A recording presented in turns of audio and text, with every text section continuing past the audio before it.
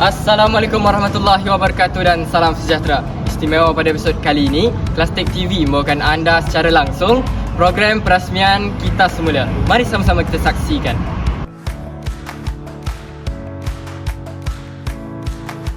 Burung merpati terbang rendah, hinggap sebentar di pohon sena. Amalan hijau penuh faedah untuk generasi masa depan kita. Pada hari ini, kita berada di Dewan SMK Bandar Baru Serting bagi menyaksikan pelancaran program Kita Semula dan Kebun Sekolah. Program ini diadakan bertujuan untuk memberikan kesedaran terhadap seluruh warga sekolah tentang pentingnya menjaga alam sekitar. Dengan menggunakan konsep 3R iaitu reuse, reduce dan recycle.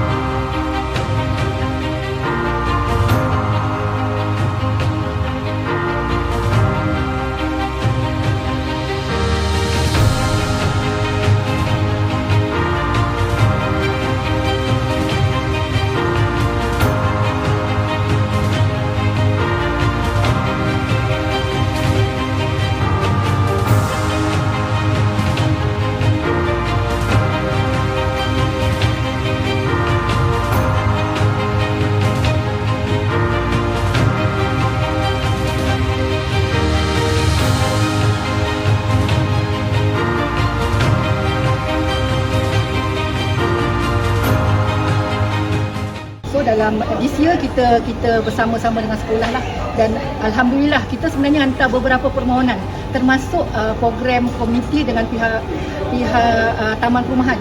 Tetapi tahun ni Majlis Pembandaran Jempol telah diluluskan bagi tujuan program 3R dan komuniti rakan sekolah.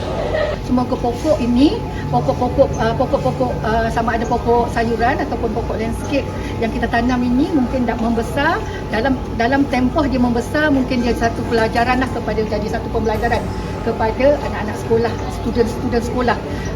Tapi bila dia telah mengeluarkan hasil, kita harap dia dapat memberikan sedikit pendapatan lah kepada pihak sekolah ataupun dalam bentuk penjual, macam mana caralah pihak sekolah untuk membahagi sama ada di peringkat sekolah ataupun untuk menjual sebagai hasil untuk sekolah. Itu harapan kami. Terima kasih Puan atas perkongsian yang diberikan. Terdapat pelbagai aktiviti yang menarik turut diadakan dalam program ini. Diharapkan seluruh warga sekolah dapat menjadikan budaya amalan Kita Semula dalam kalangan masyarakat. Sekian daripada saya, Muhammad Azman melaporkan untuk Kelastek TV, TV PSS SMK Bandar Baru Serting.